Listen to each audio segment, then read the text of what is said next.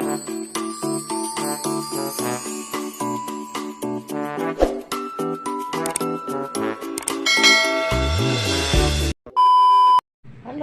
magandang tanghali. Kasi tanghali na ngayon, guys. Nandito pa rin tayo sa kusina. Pero parang last day na ngayon sa kanilang trabaho kasi guys, yung panday natin ay magpi-fiesta ngayong linggo kasi pista sa barangay namin ngayong 14 and 15, guys. Pero 14 sila maghikay, magpakain ng fiesta. Sabi niya mag-prepare pa daw siya bukas, mamili ng lamas kasi ganito pala yung mga Pinoy, guys, pag mayroong saad ng ihaw noon pag fiesta, magpiesta. So ako ngayon wala pa akong handa na ka ng baboy. So kasi yung baboy inahing baboy natin sa susunod bulan na sa susunod buwan pa manganganak. So wala akong hinahanda na wala akong inihanda na baboy ngayon. So baka sa susunod na fiesta kasi yung mga Pinoy, guys, pag mag-fiesta, yun yung para sa akin lang yung papasalamat sa Panginoon na binigyan tayo ng malakas na katawan sa buong taon. Kay Senior Santo Niño kasi Santo Niño yung namin, patron namin sa barangay. So ganun talaga kami, basta mayroon biik na mahanda, so maghanda. Pero sa ngayon, magsisimba lang ako. Pero doon ako mamista lang, guys. Doon kami mamista sa kapatid ko kasi mayroon silang biik na baboy na iihaw, kakatayin, guys. So doon na lang kami mangain kasi wala pa kaming handa ngayon. Yan yung panday natin, mag-prepare pa daw siya bukas. So ngayon, hanggang ngayon na lang, Bernes yung nila, yung trabaho nila. Tinapos lang yung bubong, pero hindi kasi yung ating yero. Pero sige na lang, basta bubong lahat yung malagyan bubong lahat yung ating parang hindi na tayo mababasa. So yan, magpapakain pa ako sa kanila. Yung handa natin, guys, nagtula ako ng isda. May sariwa kasing isda kanina sa bayan. Galing pa sa Baruto. Mayroon kasi akong pinsan taga Achela, guys, na naglako ng sariwang isda. Yan, hindi pa din sa lamesa sa market ng isdaan, doon pa sa parkingan. Buti na lang nakita ko na mayroon siyang dalang isda na sariwa. Yan, tag 300 yung kilo kasi tangigi at saka anong tawag dyan? Hindi ko alam yung dito. Hindi ko alam yung anong tawag yan. Yan. Nagpirito rin kami kanina. Tira yun sa agahan namin. At saka nag din ako ng tuyo. Yung tuyo na mangsi. So tatawagin ko sila kasi bumaba na sila sa bumaba na sila. Tawagin ko. Pandit ko. Wa nang head ko sila kog hila kay aga ko lagi ring mga nahibili kay mga sakit lagi ko. Ya, wala dito siya. Mo to si Sarang, ya Sarang, hangyo ko Sarang ulit na lang ko.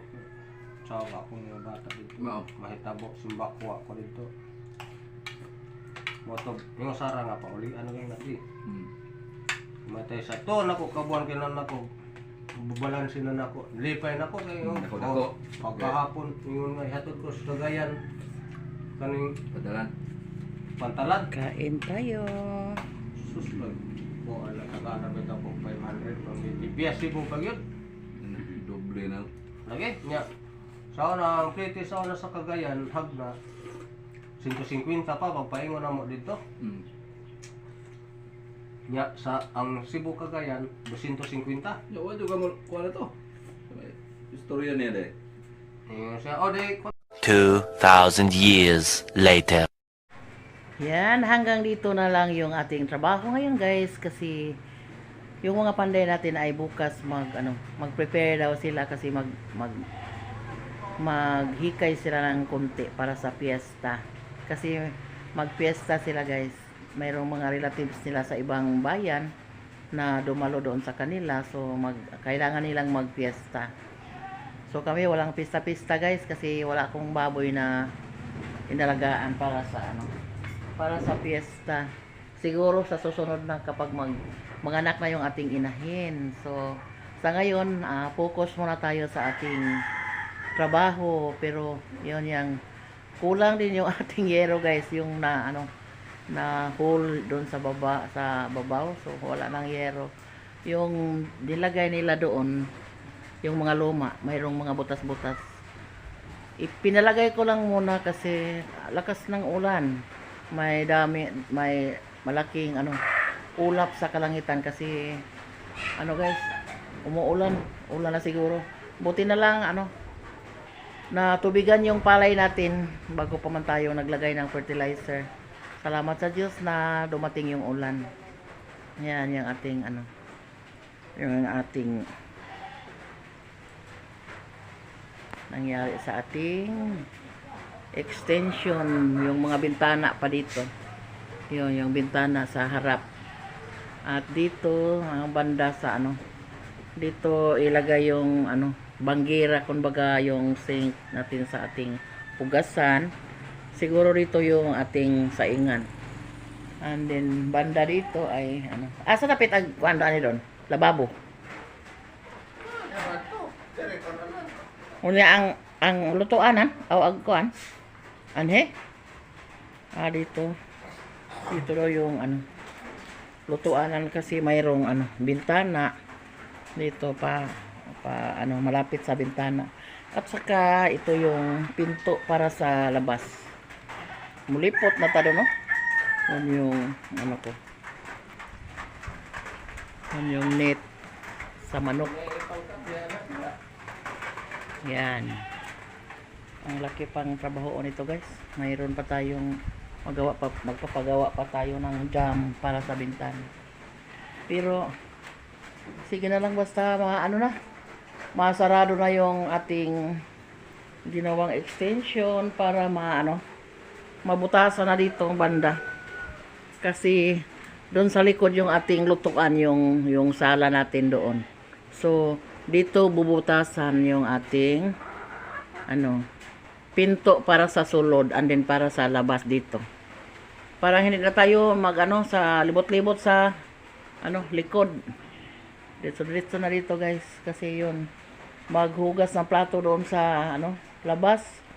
Pero pag may butas na dito, so diretso na and then may ano na din tayo, may banggira na din tayo. Yan, yung sitwasyon sa ating pinagawa. Hanggang dito na lang muna ang ating trabaho ngayon. Laking ulap sa kalangitan guys. Mahangin pa naman. So hanggang dito na lang ng atong video ngayon. Maraming salamat sa sumusuporta sa akin ngayon. Lalong-lalo na sa mga subscribers natin, mga secret viewers dyan. Maraming salamat sa mga tulong nyo. Maraming salamat talaga sa walang sawang pag-subscribe sa akin. So, thank you. God bless to all. Amping. Bye.